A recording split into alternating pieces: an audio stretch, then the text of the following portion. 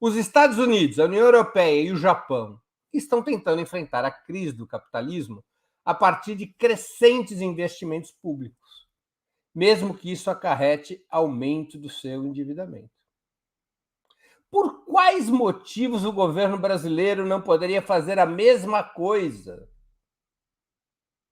E acaba acatando uma enorme pressão interna e internacional para que a política econômica se mantenha nos marcos da chamada austeridade fiscal.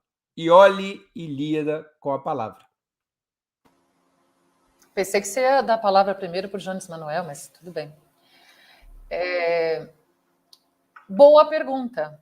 É inexplicável. Aliás, eu citei o texto do Jake Sullivan e a primeira coisa que eu pensei quando vi o texto foi: vou enviar para algumas pessoas, vou enviar para o amigo do Jones Manuel, porque é inacreditável. Assim, realmente,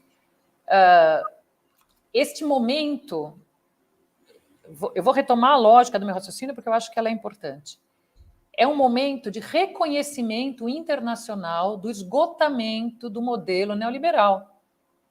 E isso é real. Economistas, até o FMI, de vez em quando, né, escreve alguma coisa a respeito. Há um reconhecimento. Como se sair disso não é fácil. O Jones já disse, não é com uma canetada, não é simples assim, né?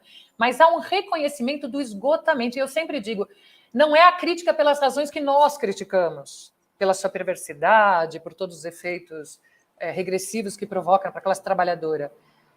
É o reconhecimento do seu esgotamento enquanto sistema capaz de produzir a reprodução ampliada do capital. É o reconhecimento do seu esgotamento em sua capacidade, naquilo que diz respeito ao fomento da acumulação do capital, que é a essência do capitalismo. Logo, todos os governos começam a buscar formas de, primeira coisa, de reinternalizar os investimentos. Aqui um parênteses, eu sei que meu tempo é curto, mas um parênteses rápido.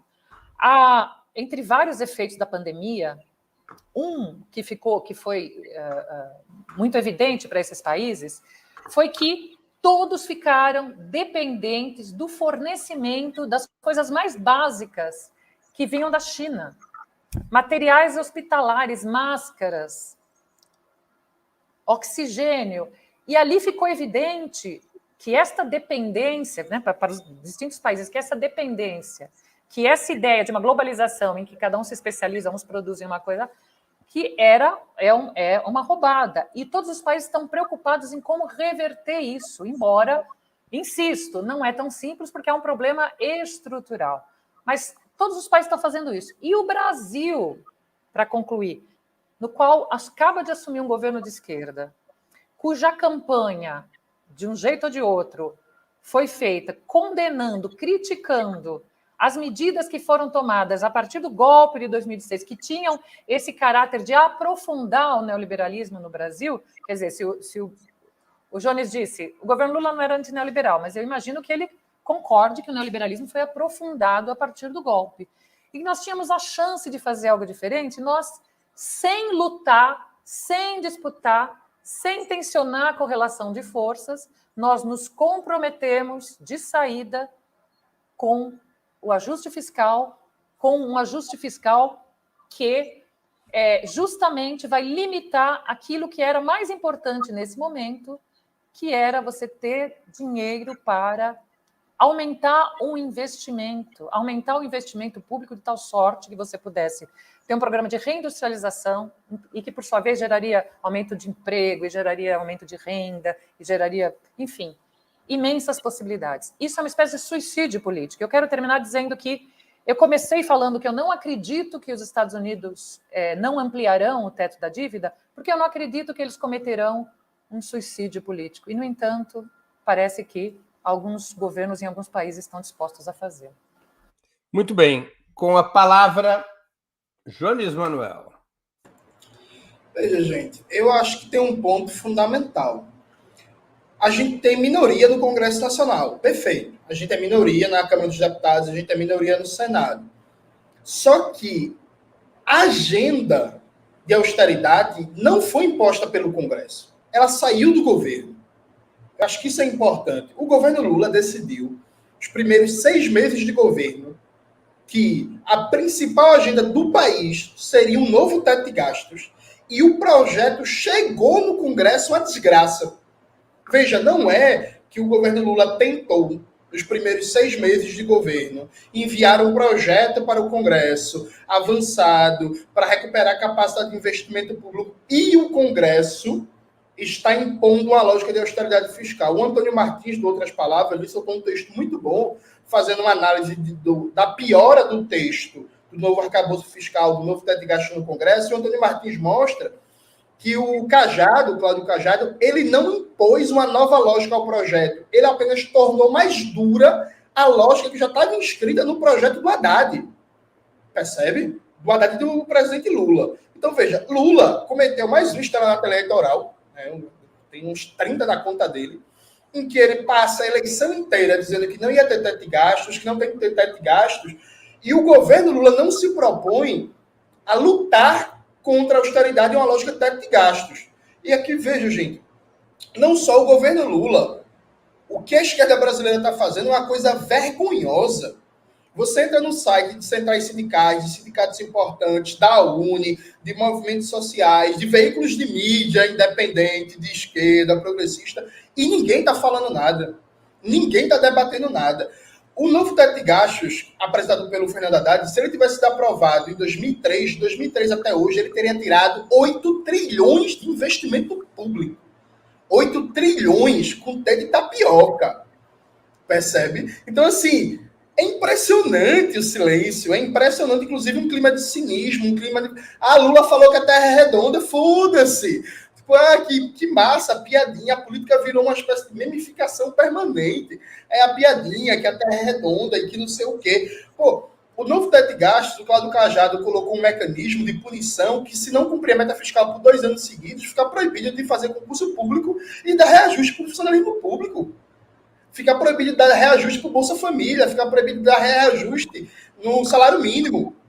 Percebe, tipo, o grau de absurdo que é isso com uma paz de cemitério. Por fim, eu termino falando uma coisa que o Breno não vai gostar e a Iole provavelmente não. Mas veja, eu estava me pegando ontem numa reflexão, conversando inclusive com o Pedro Mari, só que o Pedro Mari não pode falar essas coisas em público e eu posso, né? O PT às vezes me lembra o PRI, o Partido Revolucionário Institucional Mexicano. O PRI surge de um processo de rebelião popular, não sei o que e tal, e ele se transforma numa máquina de paralisação da classe trabalhadora mexicana que funciona por 70 anos. E não que o PRI não tivesse elementos de política externa avançada, não fizesse política pública e tal. Mas o PRI é uma máquina de paralisação da classe trabalhadora mexicana por 70 anos. O PT, ele, sem ter a eficiência do PRI, porque o PRI era muito mais, né, profissional e muito mais... o PRI era um partido efetivamente mafioso, e eu não acho que o PT seja isso, pelo contrário. Mas veja, o PT funciona como uma máquina de paralisação da classe trabalhadora. Porque imagina, se é Simone Tebet que ganha a presidência e que apresenta um teto de gasto com os parâmetros do Haddad. Imagina o que estaria acontecendo hoje nas ruas. Imagina o que os deputados do PT não estariam falando. Imagina o que os veículos de mídia progressista não estariam falando. Percebe? Mas é governo do PT. E está todo mundo em silêncio. Inclusive, para concluir de verdade, Brenda, meus camaradas da Coalizão Negra por Direitos, do Movimento Negro... Está todo mundo em silêncio. E aí, imagina se uma Simone Tebet fazendo isso. Percebe? Então, eu acho que a gente... Estou, inclusive, escrevendo um texto, viu, Breno? Comparando o PT com o PRI. Eu sei que você vai discordar, vai querer responder, mas está se aproximando, viu? Com a palavra, Mônica Bruckmann. Bom, Breno, eu meio que respondi já numa pergunta anterior a minha perplexidade, posso usar essa palavra, de essa... política de manter o teto de gastos num momento que não é qualquer momento, viu? É um momento de crise da economia mundial, é um momento em que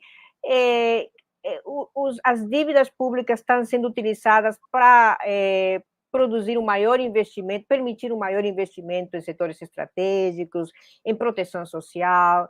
E isso é uma coisa que é uma tendência que não só o mundo desenvolvido, mas também vários países emergentes, economias emergentes, estão aumentando o gasto público pela necessidade de criar condições de uma recuperação econômica e uma proteção social. Agora, uma outra coisa que me surpreende muito é a dimensão irreal das metas de inflação. Tudo isso está atrelado ao cumprimento de metas de inflação indireta ou diretamente. Olha, a Europa está com metas de inflação de 8, inflação de 8 ou 9%, alguns países como a Inglaterra, inclusive, taxas muito maiores, Estados Unidos está com uma inflação de 5%, 6%, e nós estamos com uma meta de inflação para 2023 de 3,5%. Isso me parece uma questão tão irreal que a gente se pergunta como é possível, qual é a base técnica para colocar essa meta, inclusive em termos do contexto da economia mundial, né, e as tendências que a gente está vendo.